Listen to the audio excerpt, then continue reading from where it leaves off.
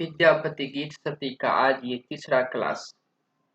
इसमें हम सब ने पहले दो क्लास में देखे कि अगमने प्रेम गमने कुल जायत और दूसरा अनखन माधव माधव सुमरते सुंदरी भेल मधाई। विद्यापति के ये दो कविता के बाद पोएट के बाद हम सब आज तीसरे पढ़ेंगे।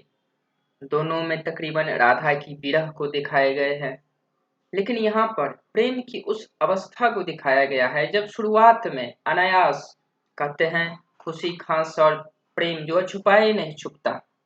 ठीक ऐसे ही जब राधा को ऐसी प्रेम की एहसास होती है कि बिना सोचे समझे हो जाता, ये तो दिल का दोष है। तो ऐसी अवस्थाओं का इसमें वर्णन किया गया है कि किस तरह से अपने ही किसी से दिल लग जाता है, प्रेम हो जाता है और उसके बाद वो कैसे प्रेम में पराभव है, हार जाना, टूट जाना, उसका दुख है। इसमें इसी प्रेम की पहल पाठ अर्थात प्रथम जो लक्षण होता है उसको टूटने और बिखरने जो दुख होता है, उसी दुख से पीड़ित इसमें राधा है। इसको हम ध्यान पढ़ेंगे, इस फिर ठीक उसी तरह से विस्तृत व्याख्या करेंगे ताकि इससे रिलेटेड कोई भी सवाल आए उस पर हम लोग बढ़िया से उसको आंसर लिख सकें। ये संख्या 3 है। ये विद्यापति गीत सती की जो सिलेबस यूपीएससी बीपीएससी के अकॉर्डिंग है। इसमें राधा की विरह है इसमें। फिर इसकी जो पोएट की बोल है वो इस तरह से मुखड़ा है कि अपने ही प्रेमक तरुवर बाढ़ल। इसको हम पढ़ेंगे अर्थ जब पोएट पढ़ेंगे। तो अभी इसमें भाव देखिए, इसका भाव विरह है, दुख है, प्रेम टूट जाने का। अलंकार इसमें उपमा अलंकार देखने को मिलता है। इसकी स्रोत नेपाल तालपत्र है। गीत संख्या 109 है।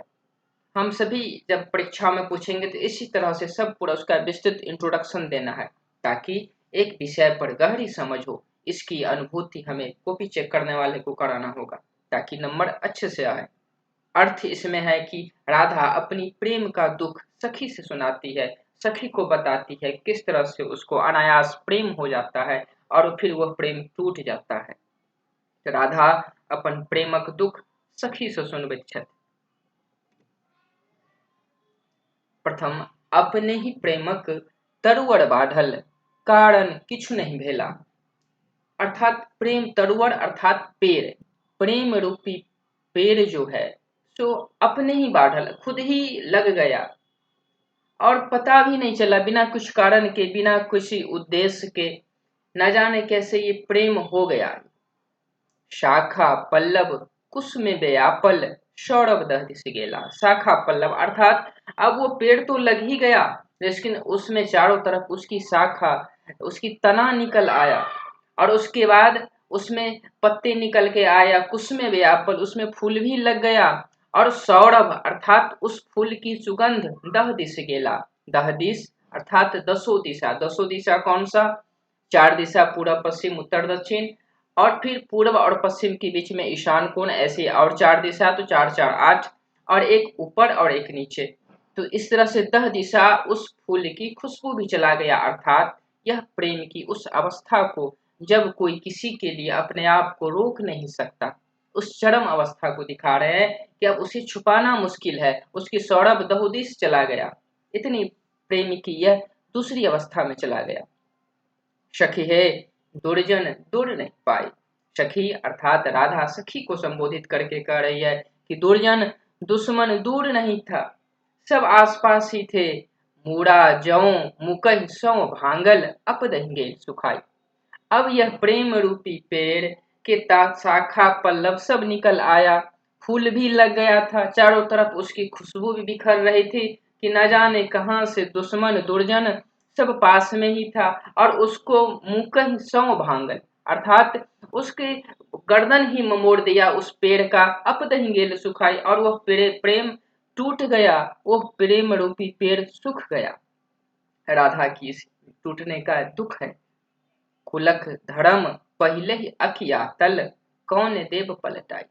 और यह प्रेम बचाने के लिए, प्रेम करने के लिए, प्रेम रूपी पेड़ को जो बचा के रखे थे उसके लिए घर की प्रतिष्ठा तो पहले ही चला गया था कि उसको प्रेम में इतना डूब गए थे, वो तो पहले ही खत्म हो गया और ये प्रेम रूपी पेड़ भी सूख गया, प्रेम भी टूट गया। न जाने अब वह कुल प्रतिष्ठा, कुलक धर्म अर्थात कुल घर की प्रतिष्ठा जो हमारा इस प्रेम को बचाने में गया था, अब कौन पलटा देगा, कौन वापस लेके आएगा उसे। चोर जननी ज्यों मन मन झांको, राव बदन छपाई। चोर जननी अर्थात चोर की माता जब किसी चोर को जब पकड़ लेते हैं और उसको कितना भी मारे, तो माँ की ममता फिर भी, उसके बेटा चोर हो या सज्जन हो, इससे क्या मतलब, माँ की ममता तो होती ही है। जब चोर को कितना भी मार लगे, फिर भी उसकी माँ कभी नहीं कह सकती कि ये मेरा बेटा है, क्योंकि सब समझ लेगा कि इसका बेटा चोर है, तो वह मुंह छुपा के रोती है। चोर जननी जो मन मन झांको, राव बदन छपाई, अपने मुख को छुपा करके रोती है। ठीक इसी तरह से राधा की स्थिति को वर्णन किया गया है एक चोर की माता की विडंबना से, मजबूरी से, कि वो किसी से ये दुख कह भी नहीं सकती। सब क्या कहेगा कि देखो ये प्रेम में फंस गई, प्रेम रोग लग गया इसको। अब उसी में वह विरह में डूबी हुई है, और यह ठीक वैसे ही अपने दुख के साथ अकेली महसूस कर रही है, जिस तरह से एक चोर की माँ अपने बेटे के पकड़े जाने की दुख को अपने दिल में दबाए रो रही। ऐसन देह गेह न सुहावे, बाहर बम जन अगी। ऐसन देह अर्थात अब उसको अपना शरीर भी अच्छी नहीं लगती, जीवन में सब सूना सूना लग रहा, और घर भी अच्छा नहीं लगता, शरीर भी अच्छा नहीं लगता। बाहर बम जन आगी, घर से जब बाहर निकलती है तो उसे लगता है कि चारों तरफ से उसकी आग उसके शरीर को गला रही है, उसको तपन कर रही है, दग्ध कर रही है। इस तरह से उसका जीवन जीवन राधा की दुर्भर होती जा रही है प्रेम टूटने के कारण। विद्यापति का अपने ही आवत, श्री शिव सिंह रस लागी। विद्यापति कह रहे हैं खुद ही आ जाएंगे जो आपकी प्रेमिका है, क्यों बेचैन हो रहे हैं, क्यों परेशान हो रहे हैं, वो खुद ही आपके पास आएंगे, इंतजार करिए। श्री शिव सिंह रस लागी, क्योंकि विद्यापति ये शिव सिंह के दरबार में राजकवि थे।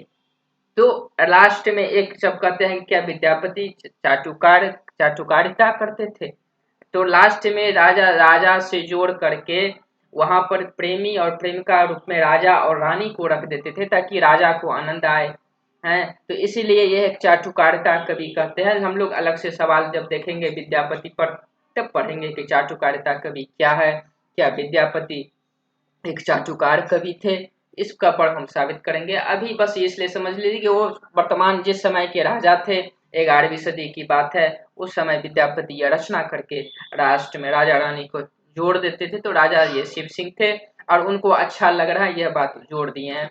अब इसका अर्थ यही जो भी हम बताएं कि यह विरह गीत है। बिरहिनी यहाँ पर राधा है प्रेमिका के रूप में, अपनी व्यथा सखी से सुन बच्चे, अपनी व्यथा अपनी दुख सखी को बताती है। हे सखी प्रेमक तरुवर अर्थात प्रेम रूपी पेड़ अपने ही अनायास जन्मल अर्थात प्रेम रूपी पेड़ उगा आया मेरे दिल में, आ गेल एहन कारण तो किछु नहीं भेल जाहि सोना प्रेम भो जाए। बिना किसी कारण के प्रयास के ये प्रेम रूपी रोग लग गया, वही तरुक डारी डारी पात पात फूल सब व्याप्त हो गए, और वो प्रेम बढ़ता ही चला गया दिन से दिन, और उसका फूल डाली व्याप्त तना लग गया। परंतु हे सखी की कहूँ, दुर्जन सभक दुर्नय कुचाल चुगलपनि सो मूर जका जड़हि मुलहि सो टूट गेल, और बिनु कोनो अवसर अपदहि गेल सुखाई। एक दूसरे के जब प्रेम होता है तो कुटचाली करने लगता है, चुगली करने लगता है कि उसको उसके साथ सेटिंग है देखो। अब चार तरह की बात हो जाने से शर्माते हुए लोग व्यक्ति प्रेम का इजहार नहीं कर पाते हैं। कुलक धर्म प्रतिष्ठा के तो पहले अरियाय थे, अर्थात कुल की प्रतिष्ठा पहले ही इस प्रेम बचाने के लिए चला गया है, अब कहाँ से वापस आ पाएगा वो।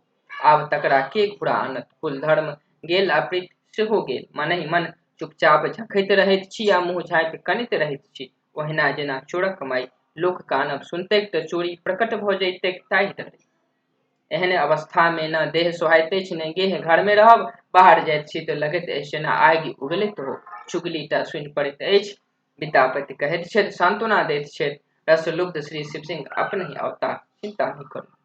तो इसी तरह से हम सब ने देखा कि यह एक और राधा की विरह है, कि प्रेम टूट जाने के कारण किस तरह से एक प्रेम हो जाता है, और चुगलपन के कारण एक दूसरे की बातों को इधर उधर करने वाले लोगों के कारण यह राधा अपनी व्यथा भी नहीं किसी को सुना सकती, इस दुख के साथ अकेली महसूस कर रही है। इसमें उपमा अलंकार देखने को मिला कि राधा की अवस्थाओं को एक चोर की जननी अर्थात चोर की माताओं से तुलना किया गया है। किस तरह से अपने पुत्र के पकड़े जाने की से वो रो रही है, लेकिन वो जोर से रो भी नहीं सकती, खुल के रो भी नहीं सकती, मुंह ढक के रो रही है। ऐसे ही राधा की स्थिति है कि अपनी दुख, ये टूटी हुई प्रेम की बात किसी को बता भी नहीं सकती। ऐसे ही स्थिति विद्या यहाँ पर राधा की विरह की एक और हम सब ने, क्योंकि विद्यापति को कहा ही जाता है कि इसकी प्रेम की सकारात्मकता से ज्यादा नकारात्मकता विरह पर ज्यादा पकड़ है। इसको हम विद्यापति की जब सवाल जवाब करेंगे तो उसमें इसको पढ़ेंगे कि विद्यापति की किस पर उस उदाहरण देते हुए समझेंगे। तो राधा की विरह को हम सब ने आज पढ़ा। फिर इस सबको आप लाइक और सब्सक्राइब जरूर कर दीजिए। फिर चौथी पोस्ट लेकर के हम आएंगे।